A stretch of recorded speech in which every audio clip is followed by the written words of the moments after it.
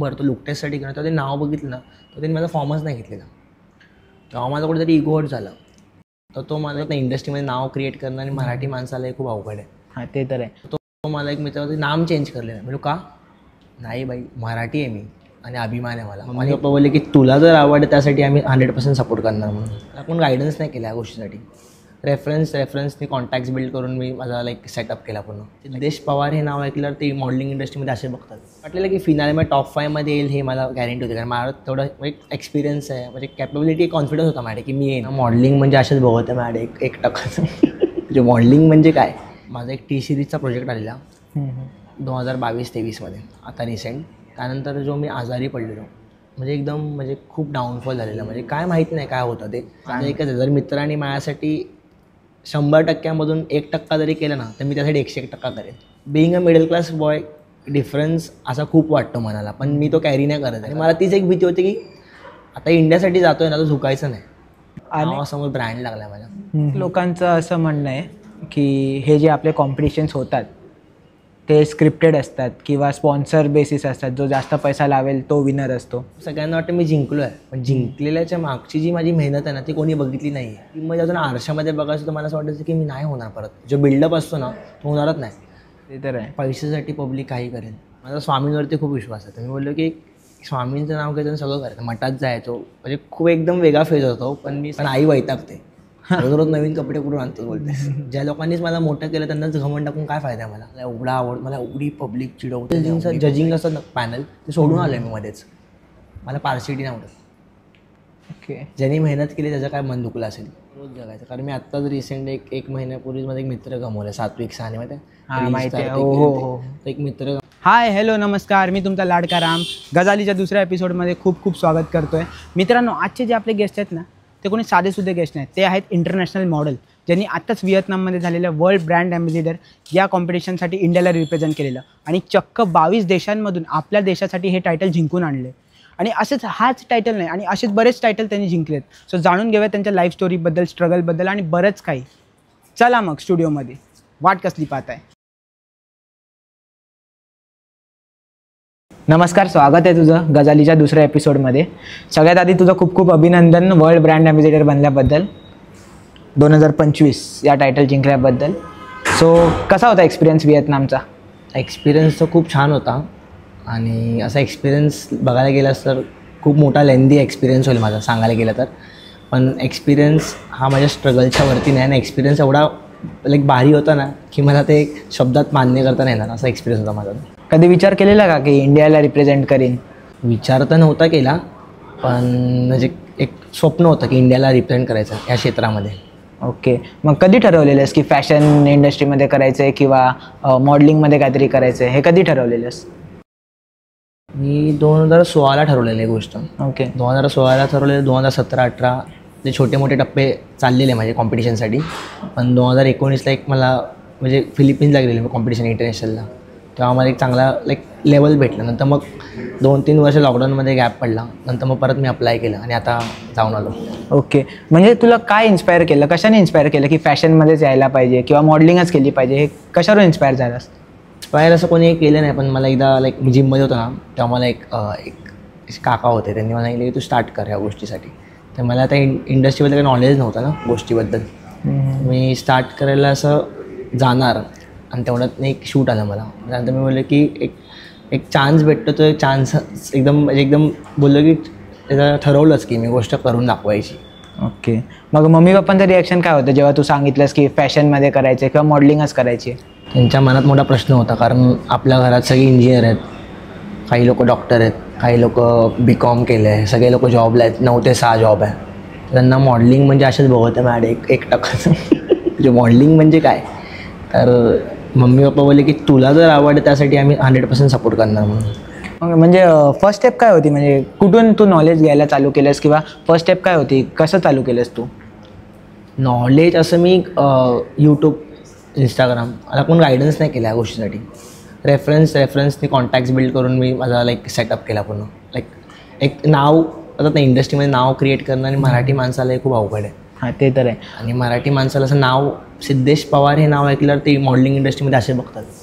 म्हणजे सिद्धेश पवार मराठी माणूस मॉडेलिंग इंडस्ट्रीमध्ये एक बोलतात ना की काहीतरी वेगळं वाटतं त्या लोकांना, मराठी माणूस कसं आला.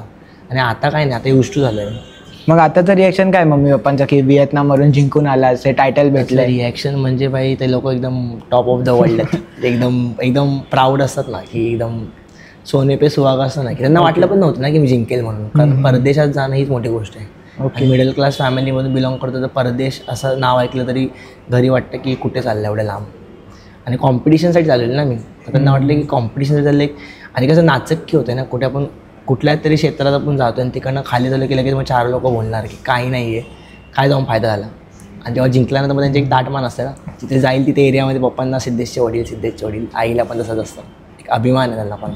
आता मी एक रील बघितलेली तुझी की तू जेव्हा परत व्हिएतनामवरून आलेलास तेव्हा खूप जोरात तुझं स्वागत झालं, ओवाळणी वगैरे झाली, तू फ्लॅग होता इंडियाचा आपल्या, आणि खूप सारे म्हणजे धूमधडाका होता तिकडे. तर त्यावेळेला काय वाटलं की हां बाय केला आपण, असं काय म्हणजे काय रिॲक्शन होती तुझं? मला काहीच नव्हतं माहिती. मी माझ्या बहिणीकडे थांबलेलो एक दिवस, म्हणजे प्रायर आलेलो मी, आदल्या दिवशी रात्री आलेलो, कारण इंडियाची मॅच होती ना त्या दिवशी. तर फिनाले दिवशी आलेलो, तर मला नेक्स्ट डेचा काय प्लॅन माहितीच नव्हता. तर प्लॅन असा आहे लोकांनी जो केलेला तो मला काहीच माहीत नाही. 0 to 100 काय प्लॅन होता ना, तो माहितीच नव्हता. जेव्हा मी कारमधनं उतरलो आणि एवढी पब्लिक बघितली, बोललो की एकदम बोलत ना, एक वेगळीच फिलिंग होती ती मला. मग आत्ताचं म्हणजे जेव्हा तुझं नाव घेतलं स्टेजवरती व्हिएतनामला, तेव्हा म्हणजे काय असं रिॲक्शन होतं की अरे काय नाही, अश्रू अनावर झालेलं तेव्हा. म्हणजे काहीच मला कळतच नव्हतं, अपेक्षाच नव्हती की मला म्हणजे वाटलेलं की फिनाले मी टॉप 5मध्ये येईल हे मला गॅरंटी होती. कारण मला तेवढं म्हणजे एक्सपिरियन्स आहे, म्हणजे कॅपेबिलिटी, कॉन्फिडन्स होता माझ्या की मी येईन. पण नाव जिंकलेलं म्हणून नाव अनाऊन्स होणं तर एकदम वेगळीच फिलिंग होती. आणि काय बोलत ना, काय समजत नव्हतं. आम्ही लगेच पहिले घरी व्हिडिओ कॉल केला मी त्यावेळी. ओके. नंतर मग सगळे मित्रांना व्हिडिओ कॉल केला. त्या व्हिडिओ कॉलला काय रिॲक्शन होते? व्हिडिओ कॉल म्हणजे सगळे शॉक्ड असतील एकदम? शॉक, एकदम खूपच शॉक. आई रडायला लागलेली.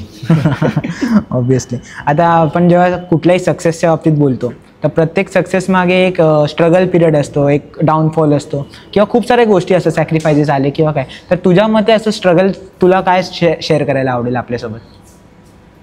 स्ट्रगल असं बघायला गेलास ना, तर माझा एक टी सिरीजचा प्रोजेक्ट आलेला 2022-23मध्ये, आता रिसेंट. त्यानंतर जो मी आजारी पडलेलो, म्हणजे एकदम म्हणजे खूप डाऊनफॉल झालेला. म्हणजे काय माहिती नाही काय होतं ते. एकदम होतं नाही, चांगल्या फेजमधनं बॅड फेज असतो ना, तो बॅड फेजमध्ये. तर मला त्यावेळेत माझे 4-5 मित्र होते, माझी फॅमिली होती. त्या लोक बोलले की होप सोडू नकोत, कारण आयुष्यात कोणतरी सपोर्टला पाहिजे असं त्या गोष्टीला. आणि तू एकटा काय करू शकत नाहीस. ते तर आहे. आणि पडकी बाजू जेव्हा तू पब्लिक बघते तेव्हा कोण सपोर्ट नाही करत. जेव्हा तू जिंकशील तेव्हा तेवढे 1000 लोक असतील, आणि पडलास की कोण येत नाही उचलायला. कारण माझी फॅमिली आणि माझ्या बहिणी आहेत 2, माझ्या बहिणी आणि माझे आईवडील एवढे सपोर्टिव्ह आहेत नाही गोष्टीसाठी की बोलत ना, एकदम म्हणजे कधीच नाही बोलत कुठल्या गोष्टीला मला. आणि सॅक्रिफाईस असं काय मी केलं नाही, पण फॅमिलीचा सपोर्ट हा खूप मोठा होता मला. मग त्यावेळेला कोण होतं तुझ्यासोबत स्ट्रगल पिरियडमध्ये? माझ्या 2 बहिणी, माझे आई बाबा आणि माझे मित्र आहेत ते. ओके. मग मित्रांचं काय होतं, म्हणजे मित्रांनी सपोर्ट कसा केला तुला? मित्र बोलतात की तू जिद्द जर पकडली तर सोडूच नकोस. आणि अशा आयुष्यात मित्र मला भेटलेत की बोलतात ना, की एक माझा मित्र असा आहे ना की जेव्हा मी आलो ना त्या दिवशी तो बाहेर गेला, म्हणजे बड्डे पार्टीला गेला. तो त्यावेळी नव्हता प्रेझेंट, म्हणजे आई बाबांचे मित्र सगळे होते, पण तो एक खास मित्र होता तेव्हा नव्हता. त्यांनी रात्री परत वेगळं सेलिब्रेशन केलं स्वतःहून. म्हणजे असे मित्र मी कमवलेले आहेत. ओके. माझं एकच आहे, जर मित्रांनी माझ्यासाठी 100%मधून 1% जरी केलं ना, तर मी त्यासाठी 101% करेन. ओके. एकदा जीव लावलं की आपण कमी नाही पडत कुठल्या गोष्टीला. आणि तशी कमवलेली माणसं माझ्या आहेत. मग सॅक्रिफाईस कुठल्या पण असं वाटतं की कुठे पण जरी मी पडलो ना, तरी माझे 4 लोक पाठिंबे द्यायला आहेत. माझी एक फॅमिली, माझे मित्र खूप आहेत, म्हणजे कमवलेली माणसं आहेत माझ्याकडे खूप सारे. मित्र आता खूप खुश असतील? मित्र खूप खुश, म्हणजे ताटमानेने फिरतात ना. ओके. म्हणजे कुठेतरी गेलं तरी त्यांना एक तू नको इथे, आम्ही जाऊन करतो काय असेल ते. म्हणजे कुठे असं ना की कुठे आपण मुलं कुठे पण फिरतो, कुठं काय काय करत, तर तसं चांगल्या ठिकाणी केलं की तू जा, वाईट ठिकाण असेल तर तू थांब, आम्ही जाऊन येतो लगेच, असं असतं. ओके. म्हणजे आता तुझी सपोर्ट सिस्टम तुझ्याकडे प्रॉपर बिल्ड झाली आता? सपोर्ट सिस्टम असं बघायला गेलं तर मला फक्त फॅमिली ही मोठी सपोर्टिव्ह आहे. आणि फ्रेंड्स तर आहेत, फ्रेंड्स त्यांची फॅमिली सोडून तर येणार नाहीत, पण एक मॉरल सपोर्ट असतो ना, एक फोनवरती एक आधार असतो ना, तो दिला तरी बस आहे माझ्यासाठी. तर आता टायटल जिंकल्यावरती सिद्धेश पवार आणि आधीचा सिद्धेश पवार ह्याच्यात काय डिफरन्स जाणवतो तुला? डिफरंट तर बघ, being a middle class boy difference असा खूप वाटतो मनाला, पण मी तो कॅरी नाही करत आहे. कारण आपली सोसायटी अशी मिडल क्लास सोसायटी आहे, तर तू कॅरी जर तू करून फिरलं तर काही लोकांना वाटतं की तुला घमंड आला, इगो आला. आणि काही लोक जज करतात. मला खूप सारे मेसेज पण आलेत की तुम्हाला इगो आला आहे. इगोचा प्रश्नच नाही आहे. तू माझ्याशी जरी लहान वयाने बोललास तरी मी तुझ्याशी बोलेन आणि मोठे जरी असेल तर माझ्याशी बोलेन. आणि डिफरन्स असं बघायला गेलं असं मला प्रोफेशनल लाईफमध्ये थोडा इगो कॅरी करावाच लागेल ना गोष्टींसाठी काहीतरी. डिफरन्स असा आहे की आता एक नावासमोर ब्रँड लागला आहे माझा आणि आता मग कुठे पण मी गेलो तरी तो ब्रँड कॅरी करतो आणि मोठे मोठे ब्रँड्स म्हणजे आता आपलंच कसं बोलणं झालं तसं गोष्टी खूप होतात. ओके. आता इंडियाला रिप्रेझेंट करणं म्हणजे काही छोटी गोष्ट नाही आहे. खूप जबाबदारी आल्या, खूप साऱ्या गोष्टी त्याच्या मागे प्ले करतात रोल्स. सो ती रिस्पॉन्सिबिलिटी कशी मॅनेज केलीस? रिस्पॉन्सिबिलिटी अशी होती की जेव्हा तू इंडियासाठी जातोस ना, एक नेशन आहे आपल्या मागे, देशासाठी तू चालला आहेस, सोलो नाही आहेस, काहीतरी तुझ्या मागे म्हणजे जबाबदारीसाठी तू जातोस. ते कुठेतरी झुकवायची नाही तुला. तू भले तो झेंडा हातामध्ये घेताना उलटा नाही झाला पाहिजे, कुठे झुकला नाही पाहिजे, हे जी खूप जबाबदारी असते. आणि मला तीच एक भीती होती की आता इंडियासाठी जातोय ना, तर झुकायचं नाही. अनेक लोकांचं असं म्हणणं आहे की हे जे आपले कॉम्पिटिशन्स होतात ते स्क्रिप्टेड असतात किंवा स्पॉन्सर बेसिस असतात, जो जास्त पैसा लावेल तो विनर असतो. सो यावर तुझं काय मत आहे?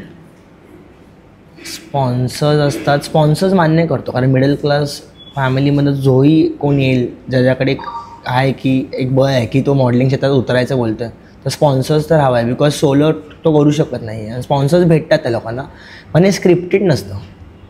स्क्रिप्टेड जर मी तर आत्तापर्यंत गेलं स्क्रिप्टेड कुठलीच गोष्ट नव्हती आणि स्क्रिप्टेड काहीच नसतं अशा गोष्टींसाठी.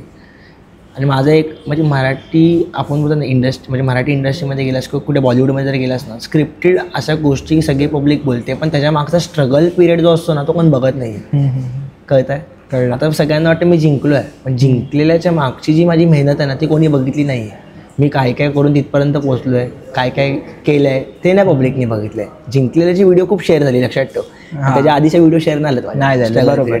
मग माझा हा पॉईंट आहे की स्क्रिप्टेड अशी कुठली गोष्ट नसेल, भले ते स्क्रिप्टेड असून ते काय पण असू दे, पण खेळ कुठला स्क्रिप्टेड नसेल आणि मॉडेलिंग क्षेत्र हे स्क्रिप्टेड नाही आहे. अच्छा.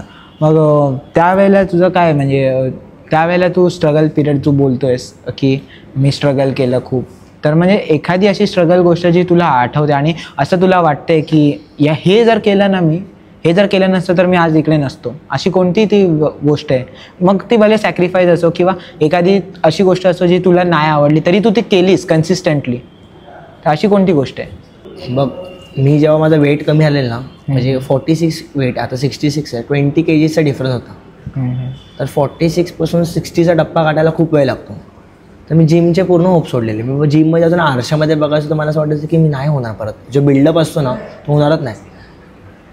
पण एक असं नाही की कोणीतरी विश्वास ठेवलेला असतो आणि माझा स्वामींवरती खूप विश्वास आहे. तर मी बोललो की स्वामींचं नाव घ्यायचं सगळं करायचं. मठात जायचो, म्हणजे खूप एकदम वेगळा फेज होतो, पण मी सॅक्रिफाईस असं कोणी नाही, पण एक पाठिंबा म्हणून एक सपोर्ट, एक प्रेयर असतात ना, ब्लेसिंग्स म्हणून, तसं स्वामींचं नाव घेऊन बोललं की सगळं गोष्टी करू. आणि आत्तापर्यंत कुठला तरी अडथळा नाही आला आहे. स्ट्रगलला सगळ्या स्ट्रगलच्या मी आता इंटरव्ह्यू व्हायच्या आधी पण मी नाव घेतलं चालू केलं आपला इंटरव्ह्यू. तर माझं एकच आहे की सॅक्रिफाईस गोष्टी तर खूप कराव्या लागतात, पण अशी एक पर्टिक्युलर अशी कुठली गोष्ट आलीच नाही आत्तापर्यंत मला, आणि येणार पण नाही असं मला वाटतंय. बघूया. ओके, आय होप सो नाही येणार. स्वामी आहे तुझ्यासोबत कायम. आणि मठात गेलेलास का जिंकून आल्यावर? पहिले मठातच तर गेलो, पहिले सिद्धिविनायकला गेलो, मग मठात गेलो. ओके, मग तेव्हा कसं वाटलं म्हणजे मठात जाऊन? नाही, स्वामीने एवढंच बोललो, तुम्ही बोललेलं मी ती इच्छा पूर्ण केलीत. स्वामी बोलले तू असाच पुढे जा. नाही, चांगलं आहे, चांगलं आहे. आणि आता फॅशन आयकॉन म्हटलं की लोकांचे एक बघण्याचा एक दृष्टिकोन तुझ्याकडे वेगळा आहे. सो कधी तुला असं वाटतं का की या सगळ्या दृष्टिकोनामुळे तू कुठेतरी तू खरा जो आहे सिद्धेश तो हरवलायस कुठेतरी? बघ, हा प्रश्न ना मला एक उत्तर देतो. माझगावमध्ये राहतो मी. माझगावमध्ये ये, सिद्धेश हे नाव विचार. मी रोज आहे ना, रोज वेगळे कपडे, फॅशन, सगळ्यांना माहिती आहे मी काहीतरी वेगळं घालतो. रोज पब्लिक असं उत्सुक राहते की तू आज हे काय घातलंस, टी शर्टच घातलास, शर्ट का नाही घातलास रोज. आणि वेगळं असं आहे की मी सगळ्यांशी हसत खेळत राहतो. आता काही लोक असे पण मला बोलतात की अरे बाबा थोडा तरी घमंड ठेव, पण नाही, वेगळं असं काही नाही की. पण माझ्या कपड्यांवरती पब्लिक मला रोज जज करते फॅशन आयकॉन म्हणून. तर पब्लिकला काहीतरी वेगळं वाटतं रोज, की रोज काहीतरी वेगळं पाहिजे. पण आई वैतागते, रोज नवीन कपडे कुठून आणतो बोलतेस. नाही, ओके. मग तू आता बोला घमंड नाही ठेवत. घमंड का नाही ठेवत? म्हणजे आता प्रत्येक जो माणूस असतो, आता एक पॉईंट नंतर एक ॲटिट्यूड येतो की हां बाबा मी हे केलं आहे, मी ते केलं आहे. तर तुला काय वाटतं की ते का नसावं किंवा का असावं? बघ, घमंडी अशी गोष्ट आहे ना, जितना ज़्यादा घमंड उतना ज़्यादा कम, बोलतात ना उतना ज़्यादा कम, बोलतात ना पैसा बोललेगा उतना, पब्लिक रिस्पेक्ट नाही देत. आणि माझी जी पब्लिक आहे ना ग्राउंड टू अर्थ, म्हणजे लहान मुलांपासून ते बोलतात ना म्हणजे म्हाताऱ्या वयापर्यंत म्हणजे पब्लिक म्हणजे फॅन बेससारखं आहे. तर मी कोणाशीच घमंड नाही, मी हसत खेळत सगळ्यांशी राहतो. आणि घमंड जर ज्या लोकांनीच मला मोठं केलं त्यांनाच घमंड टाकून काय फायदा आहे मला. एक अगदी बरोबर बोललास. मग मी जिंकलो नाही, मग मी त्याचे शून्य झाले, मग त्याचा फायदाच नाही. ना जी मला व्हॅल्यू करतात माणसं त्यांनाच जर मी घमंड करतो तर फायदाच काय. आणि माझा असं पण नाही की जी म्हणजे प्रत्येकाच्या मेसेज रिक्वेस्टला मी सगळ्यांना थँक्यू म्हणून मेसेज केले. ओके. फक्त व्हॉट्सअपला ग्लिच झालं त्यामुळे सगळ्यांना राग आलेला, पण ठीक आहे. ओके. आता तू जसं बोललास मगाशी की तुझ्या फॅमिलीमध्ये सगळे डॉक्टर्स आहेत, इंजिनियर्स आहेत. सो आता म्हणजे आता काय म्हणजे ते काय बोलतात आता तुझ्याकडे? आता त्यांचं एक तुमचा हिरो आहे, मम्मी पप्पाला हिरो बोलतात. हिरो कुठे आहे? ते आमच्या फॅमिलीतला आमच्या घरातला एक हिरो आहे मी आता, असं बोलायला गेलं असतं. कारण माझ्या 2 बहिणी आहेत आणि मी एकटा आहे. तर आमच्या फॅमिलीमध्ये ह्या क्षेत्रात कोण नाही. तर माझ्याकडे बघण्याचा दृष्टिकोन वेगळा असतो. तर मम्मीला फोन केला हिरो कुठे आहे, बाबांना फोन केला हिरो कुठे आहे. त्यांचे एक वेगळंच आहे, म्हणजे त्यांना एक अभिमान आहे. मग त्यांचं एकच आहे की तू कुठे ह्या क्षेत्रात जर गेला आहेस ना तर नाव मोठंच कर, भले तुला अडता येतील पण कुठे झुकू नकोस, होणार, सक्सेसफुल होणार. त्याच्यामुळे बाई मला एक अंगामध्ये एक स्ट्रॅटेजी आहे, पॉवर आहे माझ्याकडे की होणार मी. पप्पांसोबत काय बोललास जिंकून आल्यानंतर? बोलणं झालं?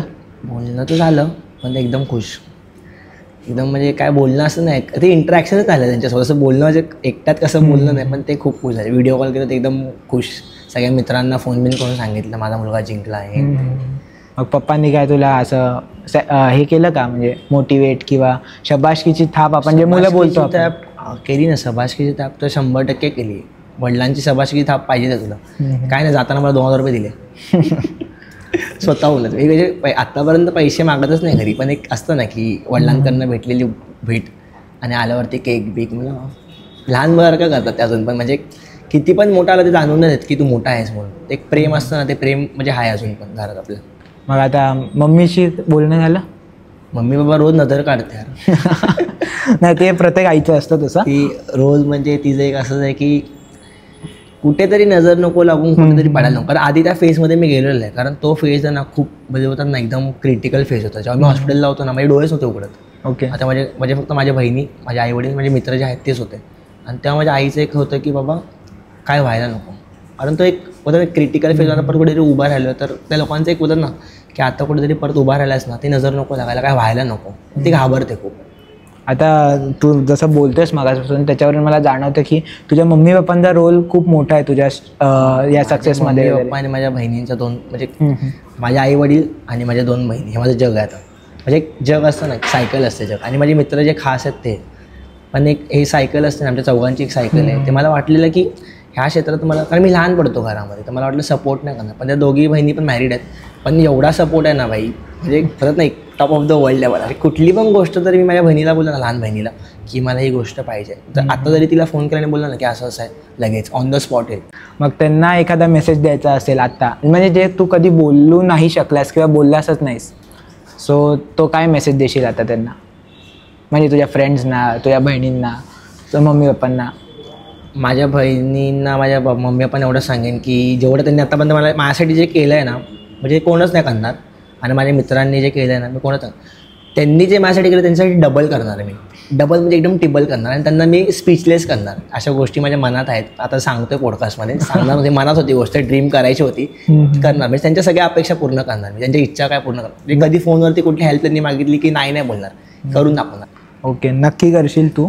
आणि आता आपण जेव्हा हे मॉडेलिंग कॉन्टेस्टचं वगैरे बोलतो, सो तुला असं कुठेतरी वाटतं का की म्हणजे हे ब्युटी कॉन्टेस्ट किंवा मॉडेलिंग हे एक लोकांच्या मनात एक वेगळंच एक गोष्ट निर्माण करते की माणूस हा असाच दिसायला पाहिजे किंवा स्त्री ही अशी दिसली पाहिजे. सो तुला असं वाटतं का कुठेतरी ते लोकांचं एक जजमेंट चेंज करते लोकांकडे बघण्यासाठी, की माणसाने असंच असावं? सौंदर्य सौंदर्य कसं असतं माहिती आहे काय? आता तू बघ, मला देवाने देण दिले म्हणून माझ्याकडे सगळं आहे. जे लोक सावे असतात किंवा कलर कॉम्प्लेक्स म्हणून असतो, मॉडेलिंग क्षेत्रात त्याच्याशी बोलत नाही की त्या क्षेत्रात तुम्ही येऊ नका. कारण ते क्षेत्र असं आहे ना की तुला कॉन्फिडन्स पाहिजे, एक ऑरा पाहिजे. असं काय नाही की तू बोलशील की की काय क्षेत्रात जायला की कुठले पॉईंट हवेत काय नाही. तुझ्याकडे जर तुझी जर इच्छा असेल ना प्रबळ तर सगळ्या होतात गोष्टी लक्षात ठेव. पण त्या गोष्टीसाठी तुला वर्कआउट करायला लागेल थोडं समज थोडा तू फॅट आहेस थोडं फॅट लॉस करायला लागेल जॉ लाईन क्रिएट करायला लागेल होतात गोष्टी काय नाही. ओके. सो सौंदर्याचं तुझं डेफिनेशन काय आहे? सौंदर्याचं माझं एकच आहे जर मनाने तर तू श्रीमंत आहेस ना सौंदर्य स्वतःहून येतं आणि हसणं स्वरूप असेल तर सौंदर्य पाहिजेच पाहिजे. आणि सौंदर्य असं कोणच नाही मी तर कोणालाच नाही बघत भले कोणी देवाने जी देण दिली ती सौंदर्यच आहे आणि ते तुला कॅरी करता आला पाहिजे. कोणी कधी कोणाचा विचार नाही करावा की कोण असं आहे आणि तसं आहे. मग आता तू जेव्हा तिकडे कॉम्पिटिशनला होतास भरपूर सारे देशातले 22 देश होते. हां, तर त्यांच्यासोबत रिप्रेझेंट करणं किंवा त्यांच्यासोबत कॉम्पिट करणं एक वेगळाच एक मेंटल प्रेशर असेल. मेंटल प्रेशर म्हणजे त्यांना त्यांच्या वेगळ्या नॅशनॅलिटीची वेगळी भाषा असते तर ती समजणं खूप गरजेचं असतं. आपण इंग्लिश ट्रान्सलेट मला तर इंग्लिश येत होतं प्रॉपर पण बाकीचं इंग्लिश नव्हतं पण त्यांना ट्रान्सलेट करून ते लोक सांगायचे वेगळे. कॉम्पिटिट करणं असं काही माझ्यासाठी नवल नव्हतं. सेकंड टाईम मी केलेलो पण एक होती मनात भीती खूप होती. आणि कॉम्पिट करणं म्हणजे कॉम्पिटिशनला जो तो आपापलाच बघणार आहे. हां, ते तर आहे. 22 जण आहे स्वतः विचार करणार आहे. पण मी एक होतं माझ्या म्हणजे कधी नाही स्ट्रगल केलेलं एक म्हणजे सगळ्या गोष्टीला 100% दिलं मी सगळ्या गोष्टीला कुठेच पडलो नाही. ओके. आणि आता मगाशी तू जसं बोललास की मराठी माणसाला या इंडस्ट्रीमध्ये यायला वेळ लागतो. सो म्हणजे तुला असं काय अनुभव आला का की मराठी असल्यामुळे मी आज मागे राहिलो थोडासा किंवा कदाचित मी नॉन महाराष्ट्रीयन असलो असतो तर मी पुढे गेलो असतो असा कुठला अनुभव? बघ एक मी त्या शोचं नाव नाही सांगत आहे मी एक XYZ असा शो होता म्हणजे 2019-20ची गोष्ट मी त्या फिलिपिन्सवरून आलेलो. तर ते एक रियालिटी शो होता कुठला तरी चॅनलचा होता तो. तर मी त्या चॅनलसाठी अप्लाय केलेलं. मी ऑडिशनला गेलो ऑडिशन दिलं सगळं झालं. जेव्हा तो फॉर्म भरतो ना जे सिंगल टेक ऑडिशनमध्ये असतात ना ते फॉर्म भरतो लुक टेस्टसाठी घेणं तर ते नाव बघितलं ना तर त्यांनी माझा फॉर्मच नाही घेतलेला. तेव्हा माझा कुठेतरी इगो हर्ट झाला. तर तो मला एक मित्र नाम चेंज करलेलं म्हणजे का नाही बाई मराठी आहे मी आणि अभिमान आहे मला. आणि बघ माझं एकच आहे छत्रपती शिवाजी महाराजांनी आपल्याला जे दिलेलं आहे ते मी कधी स्वराज्य विसरणार नाही. कारण त्यांच्यामुळे जे भेटले ते का विसरू मी. आणि मराठी असल्याचा अभिमान असलाच पाहिजे प्रत्येक गोष्टी. बरोबर. आणि प्रत्येक गोष्टीला एकच नाव आहे की जय महाराष्ट्र गणपती बाप्पा मोरया. गणपती बाप्पा मोरया ते बरोबर आहे. आता महाराज होते म्हणून आज आपण आहोत ही गोष्ट बरोबर आहे. पण तुला आजही असं वाटतं का की नाही यार कुठेतरी मागेच राहिलो थोडासा की अजून थोडा पुढे जाऊ शकलो असतो असं कधी वाटलंय मराठी असल्यामुळे? हां, थोडंफार असं कधीतरी वाटतं पण नाही मी नाही आता झुकत. मराठी आहे तर मराठीच सांगतो मी सगळीकडे. ओके. भले सगळे बाकीचे अदर कास्ट असून तर कुठले पण असं पण मी मराठीच सांगतो. का लपवायचं कसं? त्यांना तुझं रिॲक्शन काय असतं म्हणजे जेव्हा कोण तुझं असं रिजेक्ट करतं नाव ऐकून किंवा कोणाला कळलं की तू महाराष्ट्रीयन आहे मग ते लोक तुला जेव्हा रिजेक्ट करतात तेव्हा त्यांना तू उत्तर काय देतोस? कमबॅक येणार मोठा येणार आणि बोलणार. आणि आता त्याच ज्या व्यक्तीचा शो बोललो ना तुला मी तो डायरेक्टर आहे. हां, त्यांनी त्याच्या डायरेक्टरने कास्टिंग जे असिस्टंट होता ना त्यांनी मला सांगितलेलं की असं हुआ. आता त्याच असिस्टंट डायरेक्टरने मला मेसेज केला. ओके. बोलतो ना मी कमबॅक करणार 2 वर्षांनी येणार 3 वर्षांनी पण येणार पण मराठी माणूस झुकणार नाही. बरोबर. मोडेल पण वाकणार नाही. ओके. सो तसं आहे. आता यूथ भरपूर सारे आपली लोक जी मॉडेलिंगमध्ये येण्याचा प्रयत्न करते किंवा स्ट्रगल करते सो त्यांना काय सांगायला आवडेल? सांगायला असं सजेशन एकच दे जर तुम्हाला आवडत आहे ना तर ती आवड निर्माण करा. 2 महिने आवड करून सोडली तर ती आवड नाही राहत. त्याला कन्सिस्टन्सी पाहिजे गोष्टींसाठी. आता रील्स जरी बनवायला गेलं तर रील्स कंटिन्यूअस तर शूट जर करायचं शूट प्रॉपर शूट करून. आणि मराठी माणसाला पाया खणताच नाही येत आहे. त्यांना वाटतं मॉडेलिंग म्हणजे फक्त फोटो काढले की झालं. नाही परफेक्ट फोलिओ लागतो गोष्टींचा नॉलेज पाहिजे कुठल्या गोष्टीचा. तू कुठेतरी अप्लाय करतो तर तुला बोलतो नाही फोलिओ जेव्हा बनवतोस तर प्रॉपर लुक हवे 4 लुक हवेत. त्या गोष्टींसाठी कोण गाईडच नाही करत. माझ्या फ्रेंड लोकांना मी गाईड करतो ज्यांनी मला मेसेज केला त्यांना गाईड करतो मी. पण माझ्या वेळी कोणी नाही केलं मला गाईड. मी स्वतः सगळं रिसर्च केलं गुगलवरती यूट्यूबवरती. मग त्या गोष्टीची खंत वाटते का कुठे की? माझी खंत खूप वाटते पण पब्लिकला कसं असतं की जेव्हा तू शिकायला जातोस ना तर पब्लिकला नॉलेज कुठेतरी कमीच पडतं. त्या एक्स्ट्रा नॉलेज ते यूट्यूबकडनं एक्स्ट्रा नॉलेज खूप भेटतं त्यांना तेच पाहिजे असतं. ओके. सो कदाचित आज मेंटर असलं असतं तर आज गोष्ट वेगळी असती ना तुझ्याकडे? मेंटर असतं तर मी काही विषयच नव्हता मॅडम. ओके. सो आता ब्रँड्स वगैरे जेव्हा येतात तेव्हा काय म्हणजे तुझं रिॲक्शन काय असतं म्हणजे करायचं की नाही किंवा तुझ्याकडे एक माइंडसेट असेल की हे या ब्रँडसोबत काम करायचं किंवा या ब्रँडसोबत नाही करायचं असं कोणतं नाही, असं मी कोणाला दुखवत नाही. म्हणजे माझा पण बिझनेस आता मी कोणाला असं B2B मध्ये गेलास ना तर बिझनेस टू बिझनेस मध्ये बिझनेसमॅन सपोर्ट करतो.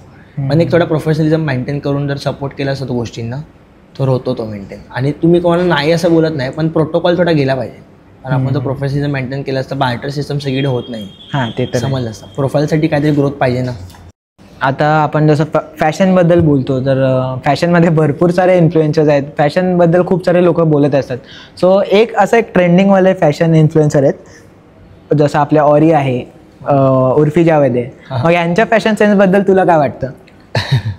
त्यांचा फॅशन सेन्सबद्दल बघ, जे त्याची मनाची इच्छा आहे.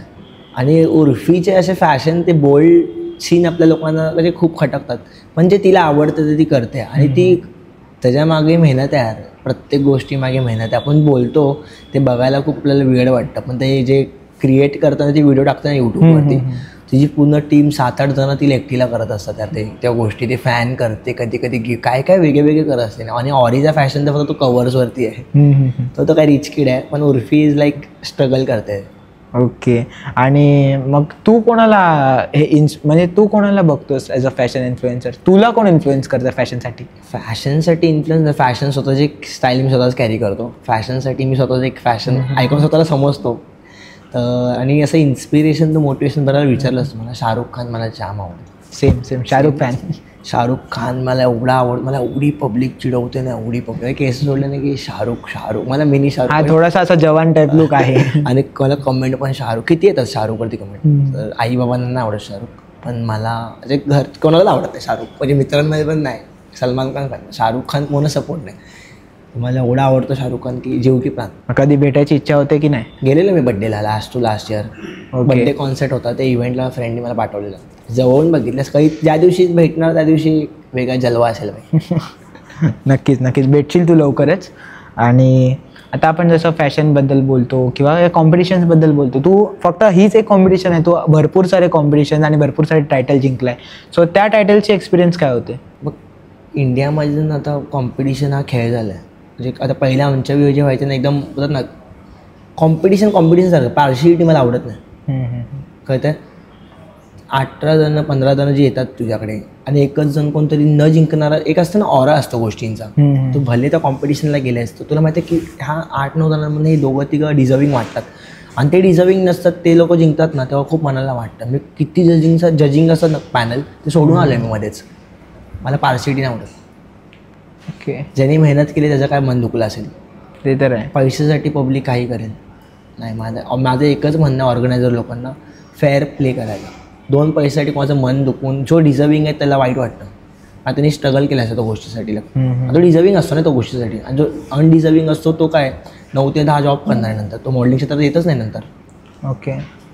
हा मोठा सीन आहे. मग तू हे डे टू डे फेस करत असशील, मग तुझं म्हणजे मेंटली तू खूपच अनस्टेबल होत असेल कधी कधी, की यार हे असं नाही व्हायला पाहिजे होतं, किंवा खूप विचार करत असेल या गोष्टींचा. ओव्हर थिंकिंग तर करतो गोष्टींसाठी. कारण ओव्हर थिंकिंग मराठी माणसांसाठी की मॉडेलिंग क्षेत्र हे फक्त ह्या एजपर्यंतच आहे. पण नाही, जर तू ऑरा स्वतःला मेंटेन केलास ना, स्वतःला मेंटेन करून जर स्वतःची सायकल नीट ठेवलीस ना, तर होतं.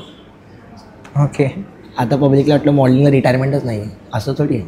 सगळ्या गोष्टीला एक पर्टिक्युलर टाईम असतो गोष्टींचा. पण त्या टायमिंगमध्ये जर तू नीट काम केलंस, जर स्टेबल झालं, सगळं होणार. आता मी जेव्हा रिसर्च करत होतो या पॉडकास्टसाठी, तेव्हा मला असं जाणवलं की मॉडेलिंग हे क्षेत्र प्रॅक्टिकल नंतर आणि पहिला मेंटॅलिटीचा गेम आहे, म्हणजे एक माइंडसेटचा गेम आहे हा. माइंडसेट. सो तो माइंडसेट, एक प्रॉपर माइंडसेट जो आपण डेव्हलप करतो या गोष्टीसाठी, तो माइंडसेट कसा डेव्हलप करावा? ऑरा क्रिएट करायला लागतो तेव्हा. तर तो कसा? मेंटल माइंडसेट असतो तुझा माइंडसेट तू क्रिएट केला पाहिजेस. पण तो पब्लिकच्या मनात जो माइंडसेट क्रिएट करायचा तुझा ऑरा आहे, स्वतःमध्ये चेंज, काहीतरी वेगळं पाहिजे. सगळ्यांपासून काहीतरी वेगळं दिसलं की काहीतरी वेगळं असतं नाही. मॉडेल लोकांचं एक ऑरा असतं की तू वेगळंच एक स्टाईल कॅरी करतोस, एक फिजिक असते प्रॉपर, तिथे जाईल तिथे एक प्रॉपर इंट्रोड्यूस करतो स्वतःला, त्या गोष्टी असतात. ओके. सो पुढे कधी लोकांना शिकवायला आवडेल का? ग्रूमिंग द्यायला. हां, ग्रूमिंग द्यायला किंवा स्वतःचं असं कोचिंग वगैरे असं मॉडेलिंगसाठी करेल. नक्कीच. तू बोलतोय तर 100% होईल. मी केलंय ग्रूमिंग खूप ठिकाणी, पण असं स्वतःचं असं करीन कधी ना कधीतरी 100% करेन. कारण मला खूप मॅसेज येतात गायडन्ससाठी, की आम्हाला काही टिप्स द्या हे ते. तर मी एक दिवशी प्लॅन चाललाय, सपोर्ट करशील ना? अरे आधी नक्कीच हवं, तू ये पुढच्या पण पॉडकास्टला ये, पुढच्या वर्षी पण ये, ऑलवेज वेलकम. आणि आपण एकत्रच ग्रो, माझा पण चॅनल नवीन आहे. ओके, तुझ्यासाठी लाईफ म्हणजे काय? लाईफ माझ्यासाठी एक गिफ्ट दिलेलं आहे देवानी, तर ती मिराकल करायची आहे लाईफ. ओके. हसत खेळत रोज जगायचं, रोज जगायचं. कारण मी आत्ताच रिसेंट एक महिन्यापूर्वीच माझा एक मित्र गमावला, सात्विक साने, माहिती आहे? हो. एक मित्र गमावला. तो एवढा दमदार होता ना, एवढा म्हणजे चॅट टाकून दिलं माझी त्याची. एवढा दमदार होता, मला बोलेल की दादा मी आता पाडव्याला तुझ्या दुकानामध्ये शॉपिंग करायचे, मला तू भेट, केस वाढवायचे मला सांग. म्हणजे बरं ठीक आहे, सगळं सांगतो. आणि त्या दिवशी जी भेट होणार होती ना, ती भेट अशी झाली आमची. अरे रे. तर माझं एकच आहे की आयुष्य एकच आहे, तर खूप खुलून जगायचं. पैसा आज आहे, उद्या नाही, लक्षात ठेव. ओके. तर खुलून जे आवडतं ते करायचं, आवडतं ते करायचं. घरच्यांना दाखवायचं की आवड आपली काय, निर्माण करून द्यायचं. घरच्यांच्या मनात जर ती आवड निर्माण झाली ना, तर घर स्वतःहून तुला बोलले कर, आम्ही तुला सपोर्ट करतो. ओके. रिजेक्शन आणि फेलियरवरती काय ओपिनियन आहे? आयुष्यात रिजेक्शनशिवाय काय होणारच नाही आहे. रिजेक्शन्स पहिले पाहिजेत. रिजेक्शन्समुळे माणूस मोठा होतो आणि फेलियर्समुळे माणूस मोठा बनतो. कारण माझ्या आयुष्यात जे रिजेक्शन्स आणि फेलियर झाले, तर माझा एक पर्टिक्युलर टाईमला रिलेशनशिप असतं आपल्याला, रिलेशनशिप, त्या तू प्लॅन्स केले असतात गोष्टींचा, की एक असतं की ह्या मुलीसोबत एक तो आयुष्य बघितलेलं असतं आणि त्या मुलीसोबत तुझं नंतर एक पर्टिक्युलर टाईमला सगळं तुटतं. सगळं जग तू मानतोस त्या गोष्टीला, आईवडिलांनंतर ते जग मानतोस त्या गोष्टीला, पण त्यानंतर ते जगच संपतं. तुझं रिजेक्शन आणि फेलियर हे माझ्या आयुष्यात खूप मोठा टास्क होता. आणि मी रिजेक्शन आणि फेलियर आता मी घाबरतच नाही. का घाबरायचं? मोठा होणार तो. रिजेक्शनशिवाय मोठा होतच नाही. आणि रिजेक्शन जेव्हा होतं तर माणसाने खसायचं नाही. माणसाने बोलतात ना, रिजेक्शनला तू जर रडलास ना, 4 लोक अजून तर रडवणार. ओके. हसत राहायचं. पब्लिक बोलले हा दुःखात पण कसा का हसतो यार. मग त्या पब्लिकला वाटतं की हा परत कमबॅक येणार. आणि रिजेक्शनने माणूस एवढा कमबॅक येतो ना भाई, की माझ्याकडे बघ, एक मोठा एक एक्झाम्पल आहे तुझ्यासाठी रिजेक्शनसाठी. आणि तुझा पण ब्रेकअप झालेला का? हां. मग तू कसं कोपअप केलं त्याच्यावरून? असं मूव ऑनची गोष्ट. मूव ऑनचं. हां. काय नाही, असं वाटलेलं की एक ठेच लागली म्हणून, पण ठेच अशी नव्हती लागायला पाहिजे. कारण 6-7 वर्षांनी जेव्हा ते होतात ना गोष्टी, त्या खूप वाईट होतात. आणि त्याच वेळी एक मित्र पण असतो आणि एक म्हणजे कसं नाही गर्लफ्रेंड, तर दोन्ही एकसाथ गमवलेले त्या गोष्टी. त्या माझ्या साईडला कोणच नव्हतं त्या गोष्टी हँडल करायला. तर आईला पण वाटायचं, कारण मी शांत असायचो, कारण मित्रांना पण वाटायचं की शांत असतो. एक डिप्रेशन, एन्झायटी असते त्या गोष्टीला. मग काय नाही, मी त्यावेळी हिंमत नाही सोडली, स्वतःकडे लक्ष दिलं. जिमला जायचो, मंदिरात जायचो. एक स्पिरिच्युअली मी आत्ता पण आहे स्पिरिच्युअली, पण त्यावेळी जे मी बोलत नाही प्रेयर्स असतात ना, प्रेयर्स, ते वर्क केलं. पण ठीक आहे, कर्माची फळं आहेत ते भेटतात. आणि कर्मावरती लय विश्वास आहे भाई माझा. ओके. कर्म ही एक अशी गोष्ट आहे ना, की तू किती पण आता चांगलं कर, तुला चांगलं भेटणार. पण तू कुठेतरी वाईट केली असत नाही गोष्ट, तुला 100% वाईट भेटते. 1% वाईट केली 100% भेटणार, लक्षात ठेव. पण मी विश्वास कर्मावरती ठेवला आणि स्वामीवरती विश्वास आहे माझा. आता तू ते करतील माझ्यासाठी चांगलंच. आता तू बोलतो स्वामींवरती विश्वास आहे, सो कधी कधी आपल्या मनाविरुद्ध काही गोष्टी होतात, जसं आता तू ब्रेकअपचं बोललास किंवा रिजेक्शन. नॉर्मली आता आपण एक प्लॅन केलेला असतो, सो ते नाही होत. सो तू कधी देवाला कधी ब्लेम करतोस का, की हे तुमच्यामुळे नाही दिलं मला? बघ, मी एक लाईफमध्ये एक रूल आहे, म्हणजे माझ्या आईने सांगितलं आहे की होतात ना, की मी ऐकतच नव्हतं कुठे. मी जिद्दीला आहे, करायचं तर करायचं. मॉडेलिंग क्षेत्रात तुला बघितलंस, मी करायचं तर करणार, माझा पॉईंट आहे. आणि जे करायच्या गोष्टी ती करणार. पण कधीतरी खूप रिजेक्शन असं वाटतं मनाला, की ही गोष्ट काय नव्हते. तर मनातल्या मला असं वाटतं की स्वामी पण मला त्यासाठीच देतात ना ती गोष्ट. कारण त्यांना माहिती आहे की पुढे जाऊन मला त्रास होणार त्या गोष्टीने. कारण पुढे जाऊन होण्यापेक्षा ते आत्ता करतायत. आत्ता तर त्रास बरा आहे, पुढे जाऊन जर कोणी सपोर्ट नाही केला तर म्हणजे आत्ताच त्रास देतात मला. रिजेक्शन्स आणि बोला ना एक सपोर्ट, ह्या गोष्टी खूप वेगळ्या आहेत. पण तुझ्या मेंटल हेल्थची धज्या उडते पाहिजे त्या गोष्टी. ते तर आहे. मग म्हणूनच प्रश्न विचारला तुला की काय करतोस तू असं. ओके, सो आता आपण ऑलमोस्ट एंडला आलेलो आहे. सो एक शेवटचा प्रश्न आहे माझ्या डोक्यात, की आता आपण मराठी माणसावरती पण भरपूर काही बोललो, तर एक मराठी माणूस म्हणून तू दुसऱ्या मराठी माणसाला काय संदेश देशील? एक मराठी माणूस, एक नाव सिद्धेश पवार म्हणून, बी फ्री, बी फ्रँकली.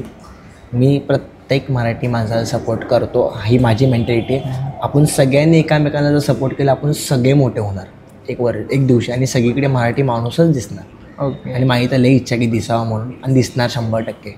तो दिवस जास्त लांब नाही आहे, लवकरच येईल तो दिवस. ओके. आणि अजून काय बोलायला आवडेल?